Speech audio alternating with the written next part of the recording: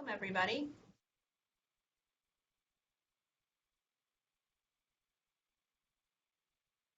More than I saw in Hoover, Michelle. Yay.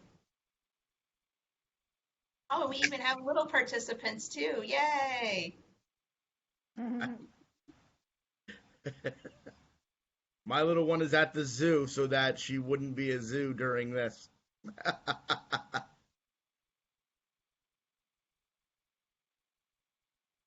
My littlest one is 14 years old. Yeah, yeah. My daughter is 36. This is her son. So, Oh, Okay. but he's mine now. Him and his sister. sounds good. I'm taking care of them. So I just noticed, Everett, we probably should have had our actual title, not just Faculty of the Future. This is the I Want to Go to College, Help Me Learn presentation, just to make sure everybody's in the right spot.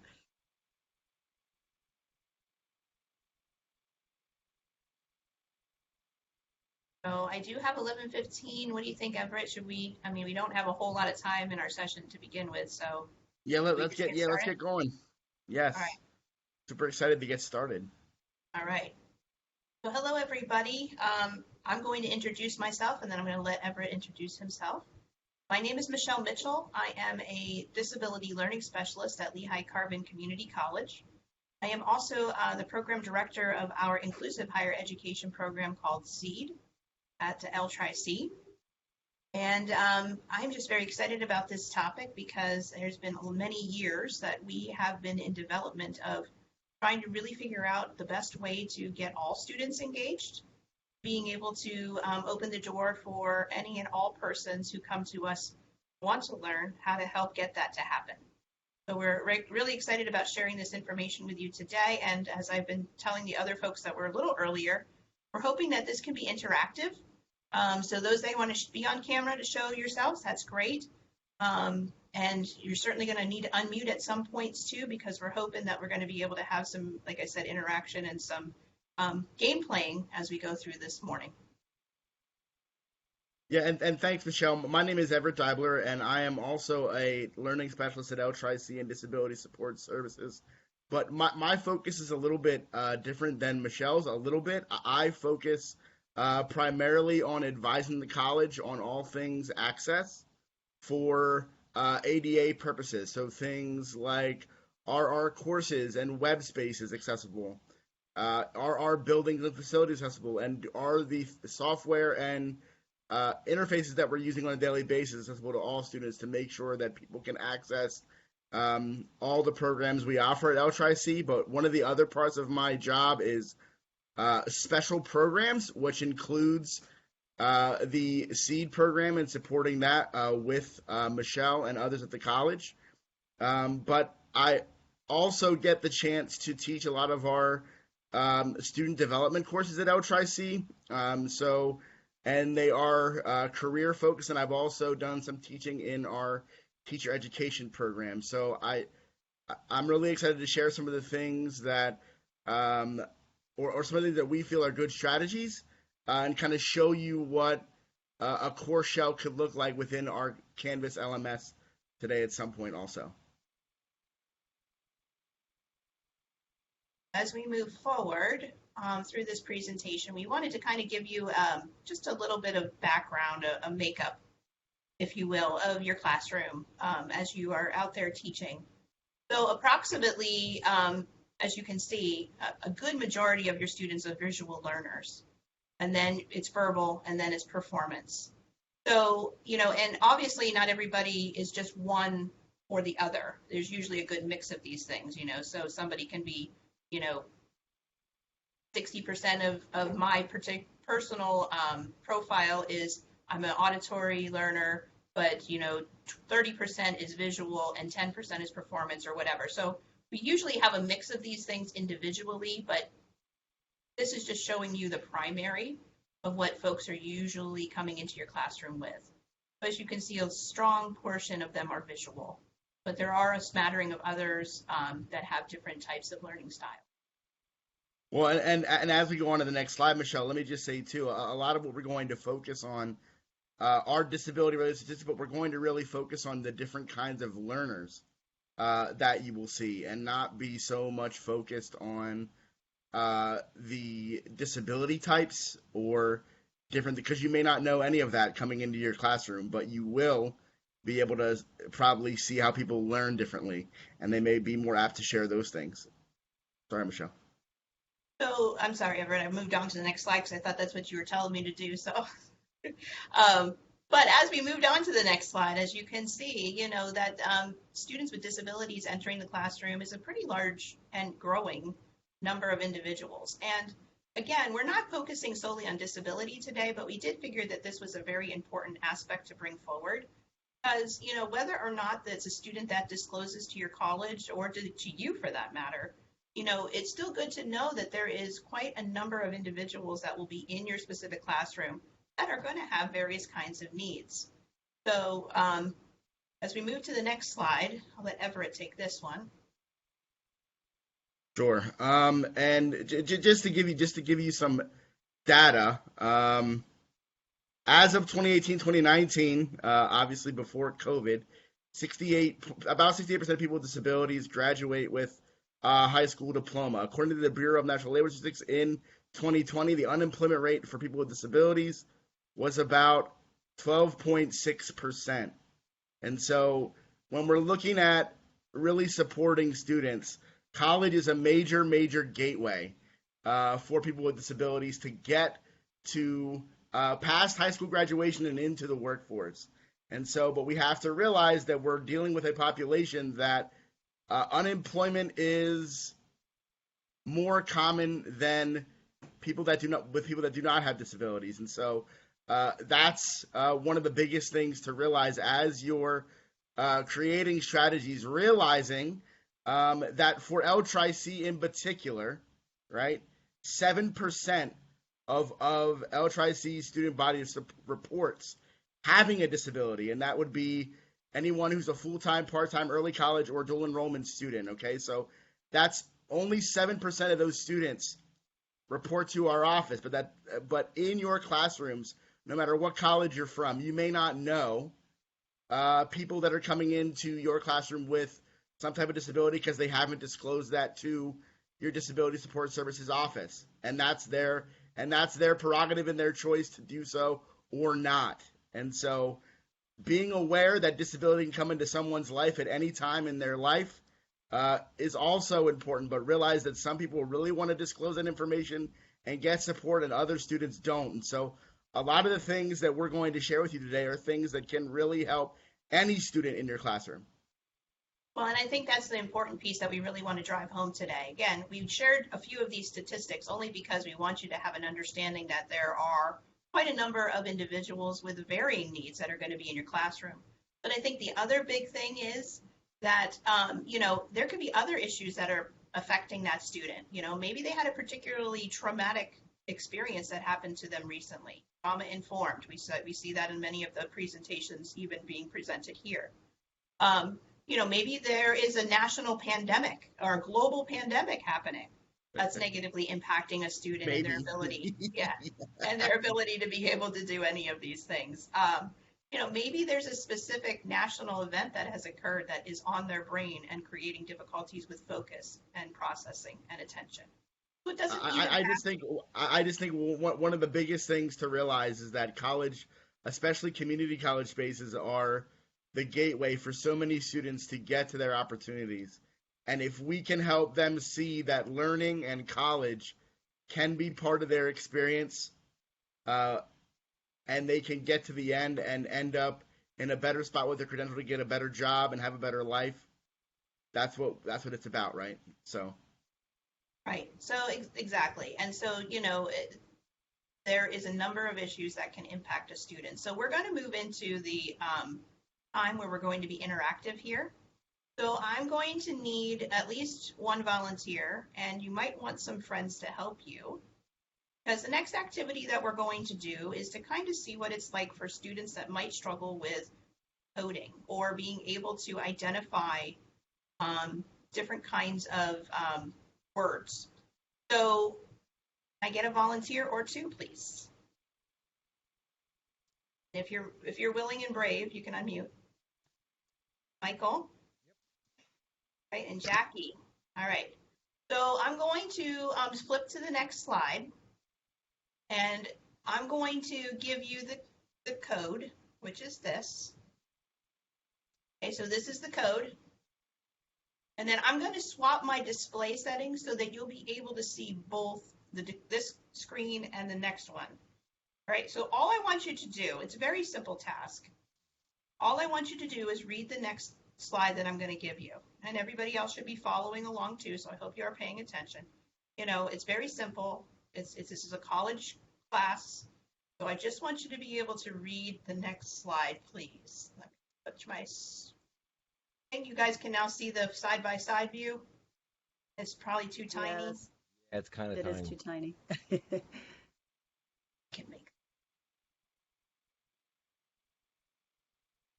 Oh, that's my notes. I don't want that bigger. So it's in it anyway. So let's see. And Okay. does that help? Yes. Yeah, keep going, Michelle. Keep going. Keep going. Well, they have to see the one on the left It's too. only the key though. That's good. Okay. All right. All right. So I just want you to read that out loud to people so that the whole class can follow along. You pronounce it as a D. Begin our We begin our trip. trip Okay. Other people want to join in. As I see Tanya has a unmuted. Familiar place. At a familiar place. A body. Body. Oh yeah, like yours. Yours And and mine. oh yes. Okay. The M. Anybody else want to try? You guys are doing great. Q. Yeah, It, thank you for your willingness. it contains 100 100 million, is it? Or I think this True. is Klingon. calls. Trillion. 100 trillion 100 calls. trillion cells. Oh, cells. Okay. that All word? right, Ace. Right. Let me know when you guys want to give up. I mean, I get it now. Throwing me off. Because many of your students might be giving up at this point. All right, I'm going to swap back to view. Okay. All right, so that's what you were trying to read with the code. I think they actually did pretty good with some of the beginning. They did a great job. And here is what it 100 says. trillion cells. Okay. That's what I was looking. So is the idea that students with disability are seeing this text as what we were seeing on the previous slide? Correct. So this is what you, as a professor, may have asked them to read, where this is what they saw. And it doesn't Or they have to have be trouble students with decoding and it feels disability. It could be, that's what they're seeing. yep, it could be a student that's older, you know, an older student that has come to your college and is, you know, returning because they want to enhance their learning or whatever the case might be. You know, I'm sorry, I didn't hear what Everett had said. I'm sorry. Just being that a student may have trouble with decoding also, right? So they're trying to read all this text and they can't, and they're having trouble focusing on some of the letters and the words, so they might not really see that exactly, but it makes it tough for them to be able to see all the words all the time. So they're struggling with the same decoding that we were trying to do. Yes. Going through it. Okay. Yeah. Yes. Yeah, and Yeah. the other thing is it took 3 folks that were trying to chime in and help each other out, right, to make it through. And Yep. you didn't even with all of that, you still missed some of those words. Like you said, oh, it's not a million, it's trillion. Or Right. and how easy could that be on your exam to get that wrong? Because they said a million when they answered the quiz, and it really was supposed to be a trillion. So there's a variety of things, and it took how long to get through 3 lines of that, you know, or so all of those things kind of work together to help demonstrate how sometimes these things, you know, may require more time for students to be able to get through. that, they might need to talk to you about it after they've tried to get through it because they didn't want to misread something that they should have picked out that's going to be important on a future assessment. So all of those pieces. I do apologize, Everett, for earlier talking over you. You're okay. All right, so we're ready for the next one. All right, so the next one won't be able to do like out loud. But what I want you to do individually is I want you to find, how do I want to say this? I want you to go in order and flip-flop back and forth. So you're going to find the 1, and then you're going to find A, and then you're going to find 2, and then you're going to find B. And then you're going to, okay, so that's the example that I'm giving you. So just try to trace that with your eyes or your finger on your screen or whatever the case might be, and take note about how long it might take you to do this.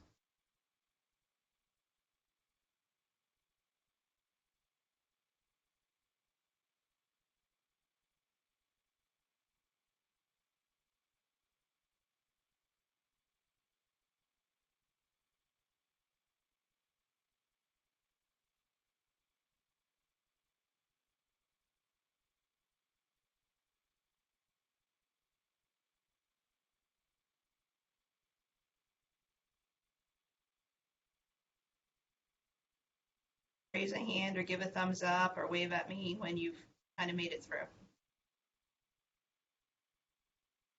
I love seeing people's fingers literally tracing the screen. I love it.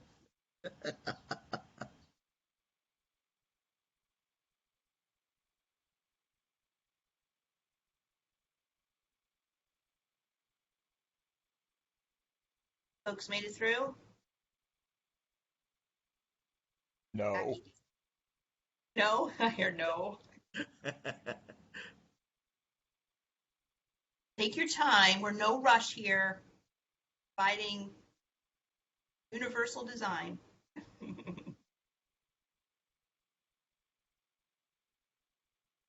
Elizabeth, did you make it through? Maybe. Microphone or your magnifying glass down. Sorry that it's so small.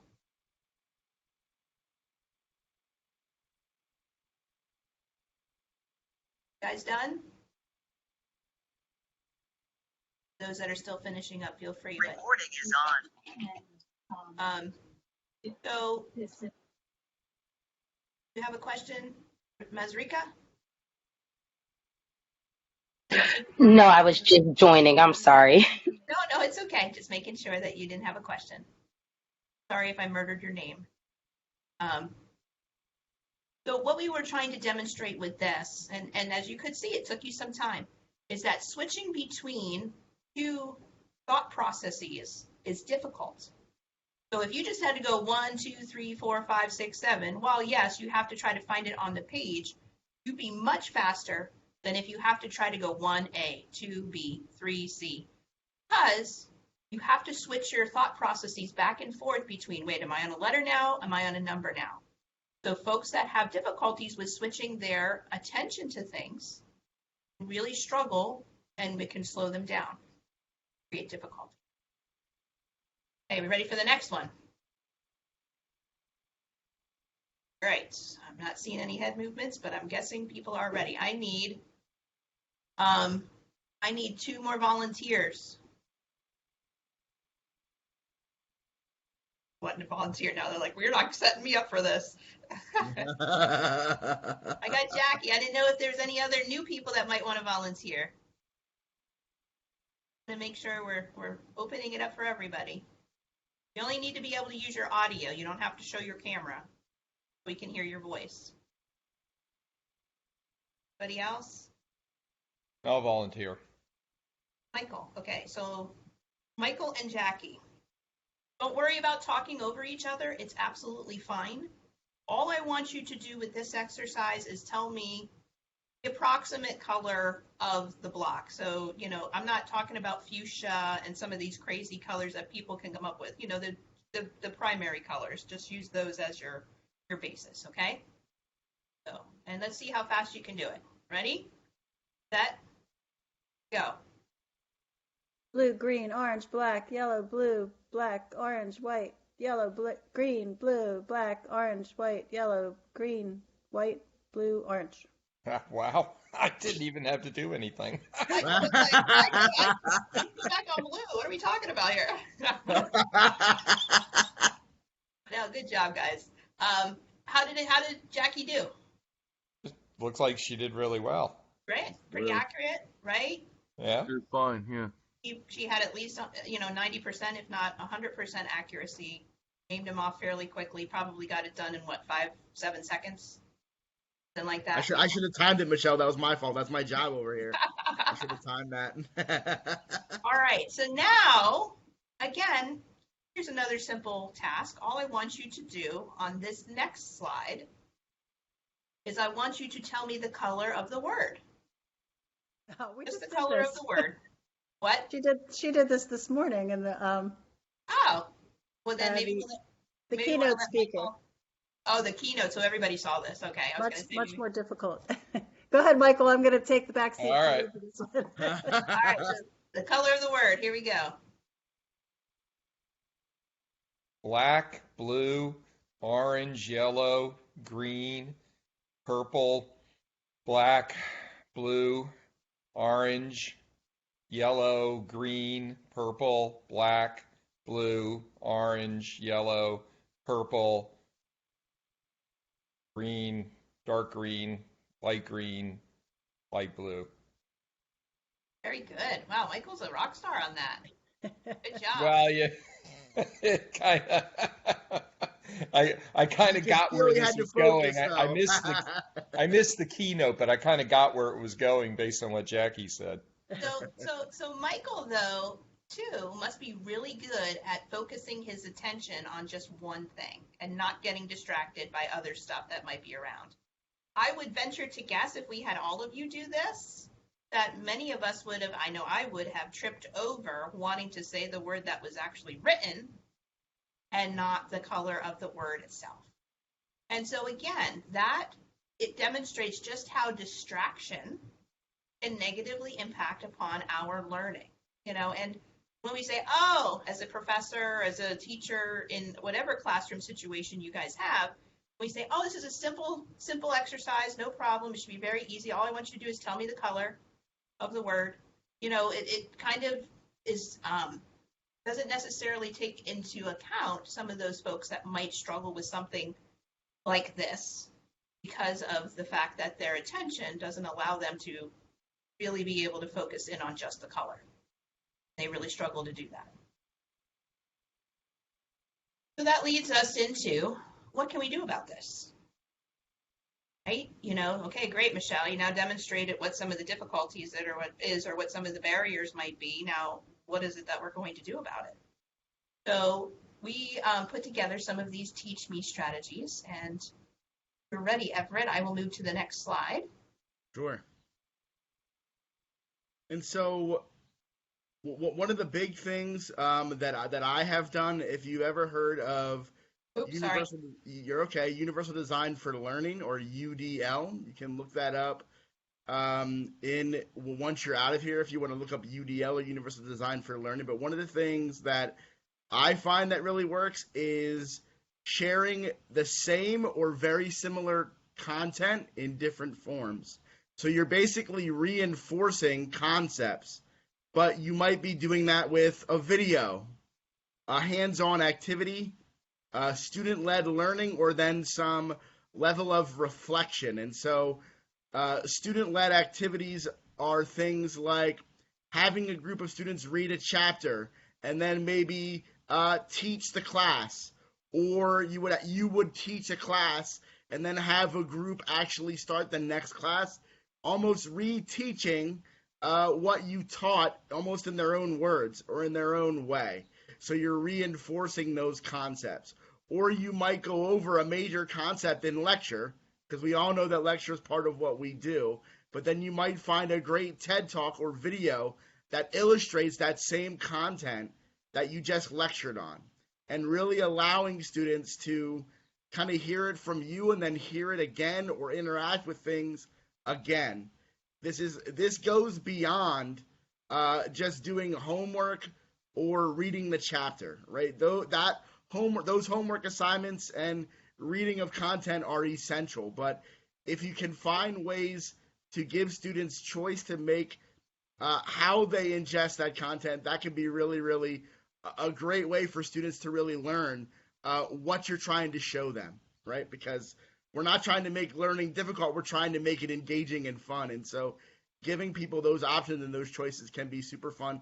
Or when you're making up a lecture or a class, including some of these things in there so that students can really get a sense of what the content is in the way that kind of meets them where they are as a learner.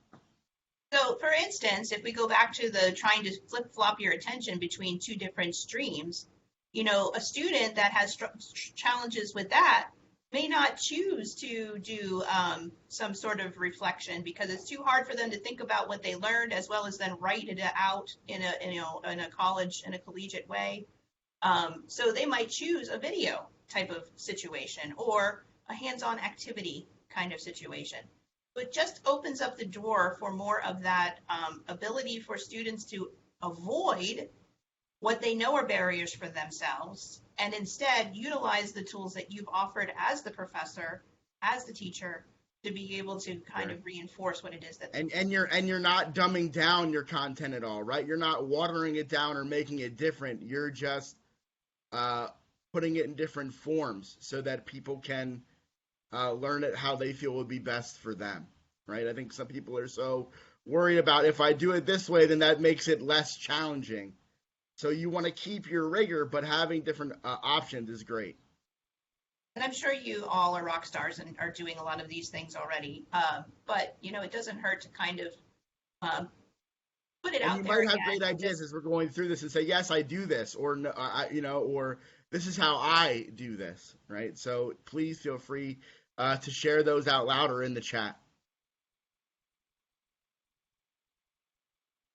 So the other big thing that we did categorize these, so that was the first category of ways that you can help kind of give other ways of reinforcement.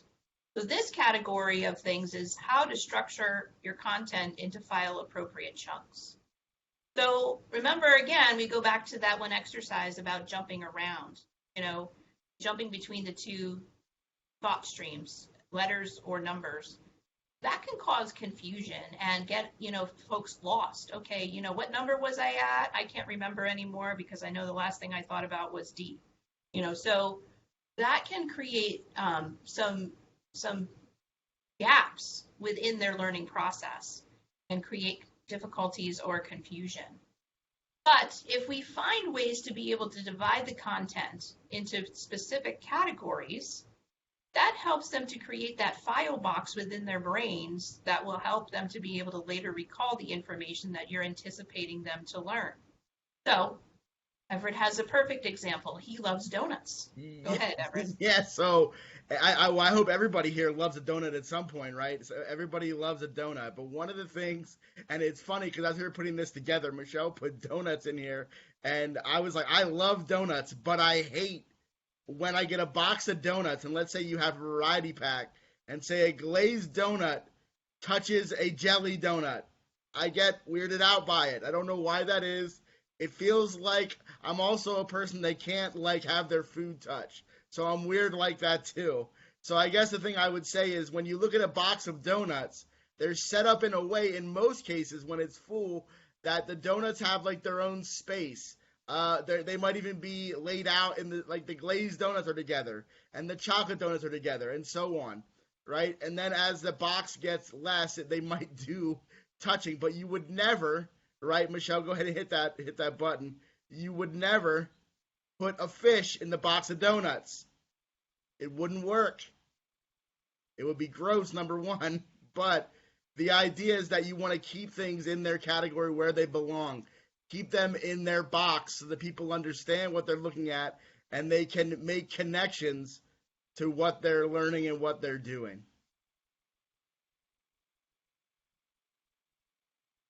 The last category that we wanted to make sure we addressed is frequent and varied assessments. One of the things that really trip up a lot of students is that, we have a midterm and we have a final and nothing in between. We might have maybe other assessments, but no other, major point associated types of, all the time, but sometimes, major point associated with some of those homework assignments or other things that we might assign for students to do. So the more that you can assess a student's knowledge through these varied and frequent assessments, the more that you are able to help them practice that information and get that to become more solidified in their brain and categorized appropriately.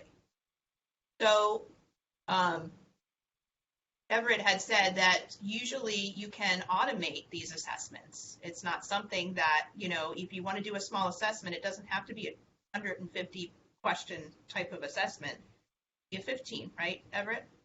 Yeah, I would say some of the things that I have done is given smaller quizzes that can basically be taken then graded within the LMS, right? They get obviously you can review them and make changes, but you guys know if you're using textbook software quizzes, right? That they grade themselves, but you can make them small enough in chunks that can really help students to understand where they are, and you can tell sooner where they might be struggling or not struggling in your classes, right? And then the last thing on here is a ticket out the door, which would be like more of an informal assessment where you might actually ask a student to share something they learned today before they leave, just to get a feel for what they have really gotten from you on that day, or you have them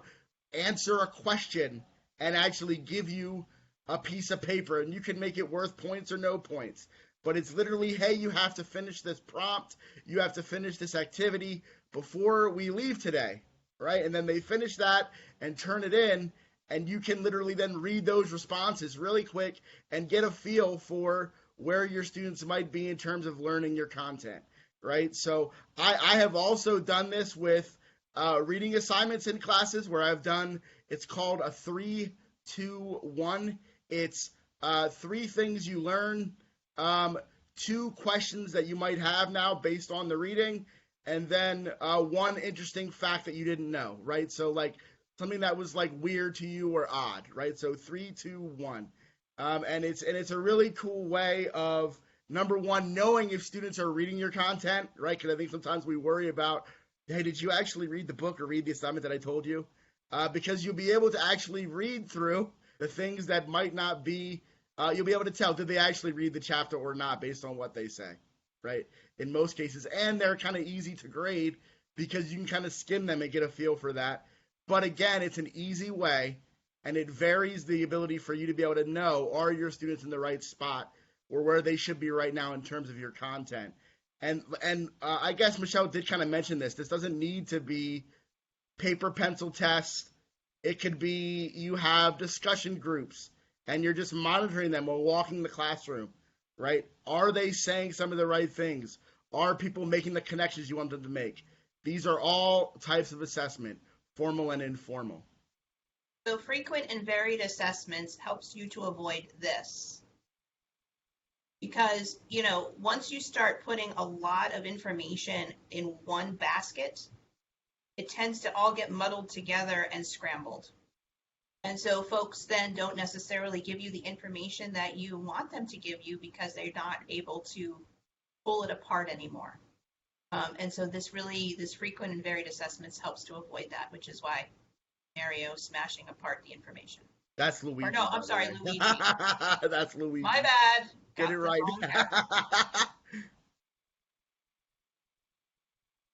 So the other part of frequent and varied assessments is it helps you with engagement. It helps you to assess just how much your students are following along with and engaged in the material. It allows them to be able to ask frequent questions and to learn from each other. So, the student then says, okay, you know what? I, have this question about this and I feel comfortable talking to my small group about that. Or I'm able to put it on that 3-2-1 paper or whatever the case might be. But it does then help you to gauge just how much your students are able to or just how much your students are participating and grabbing what it is that you have laid out to them. Well, and as Michelle, as I get my course shell pulled up, I'll say that the last one is about allowing students choice in their assessment method. And so it's really about helping them or giving them the chance to maybe choose a topic, or it's allowing them different, maybe they draw something, they write something, they make a video, they make a PowerPoint, and you give them the choice to do what they want. And I feel like people get really excited when they feel as though, and they truly do have choice. I'm not trying to say they don't, but they feel like they have some level of choice. And so if you're looking at my Canvas shell, I kind of wanted to get, and I know we have only a few minutes left, and so I want to just give you some things that I do. And if you've taken an online teaching course on how to do things effectively, whether it's through Canvas, Blackboard, Desire to Learn, whatever you might be using, one of the biggest things you can do is have a Start Here module that has your syllabus and maybe a welcome video. But I wanted to kind of give you an idea of some of the things I do. Then I'll show you some of the assessments of some of the things that I did in this course. This is a career-focused course, though, so it's about trying to develop your career and think about career development in a major way. But one of the things that I do is I organize my content by week, right? And then the PowerPoint for each class is always the first thing in every week, okay? It is always at the top, right? And then the homework is listed below that. And you'll see that I even label it as homework. I know you might be like, well, that's a little bit overkill, but I'm telling you, students will then look for what's labeled that way and what's not. And yes, they can go to their assignments tab and see all that information, but this really helps students. And the other thing that I will do is I will label things also that say completed in class, right? Information here that's useful for your online discussion that you have to do. So it's literally pointing them into directions of what to do, because I think that sometimes we know how we organize things, but we're not trying to create barriers for students to interact with content, right? We're trying to get them to get to a place where they can do what they need to do, right? So I'm going to show you now quickly one of the breakdowns of an activity that I had students do. It's actually a video project that I have them do, but what I want you to focus on is it's a group project where they have to make a video, and how they go about doing that is their choice. But you can see that I broke down in here when these things are due throughout the semester, right? When they're due, and then I even down here gave them the submission dates and times. Okay, this helps to break down this major project into what people feel is chunking it out, and it's appropriate, right? So this is just an example of how you can kind of do this and lay it out in really layman's terms. Again, helping to lessen barriers to what your content is.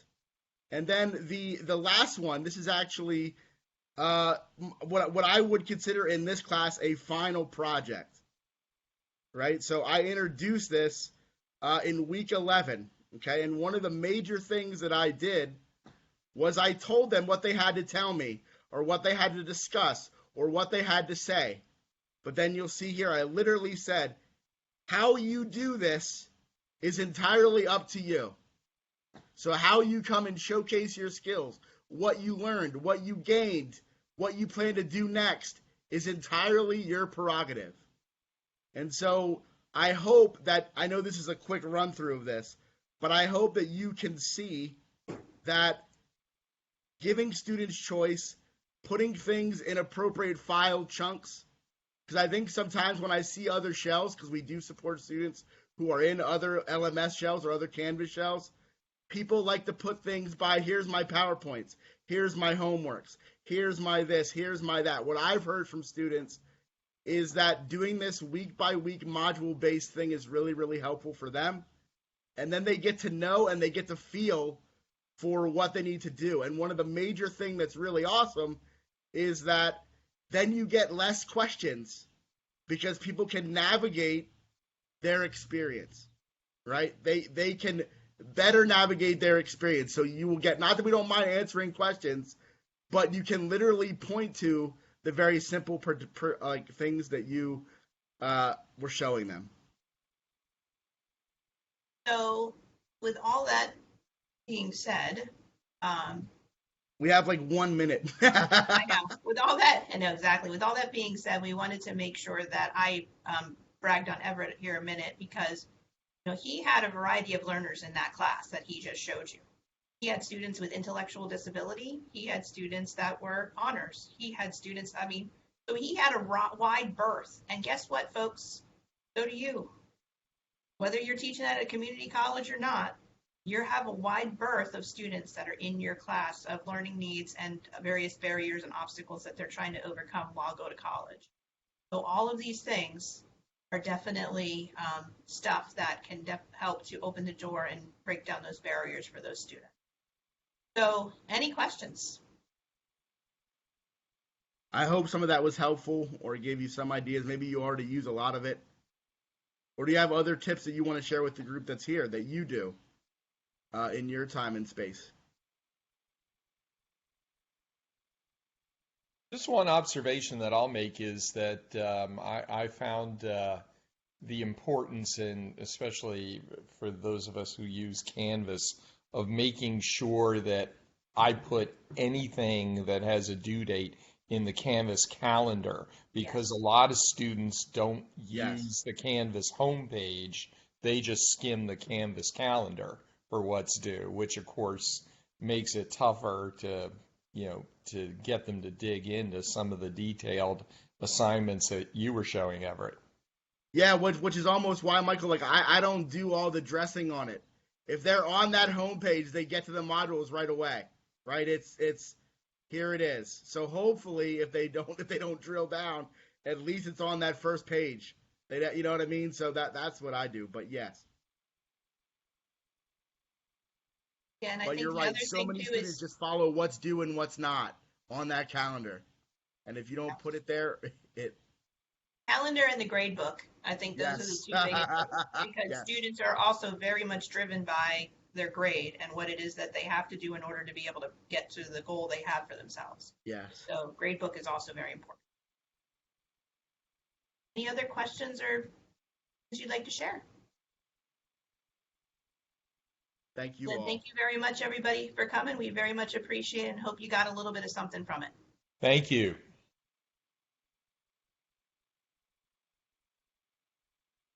Oh, do we leave? Do we stay? Like, what's the move? I don't. Stay for a minute to make sure that nobody else is like waiting to. Yeah.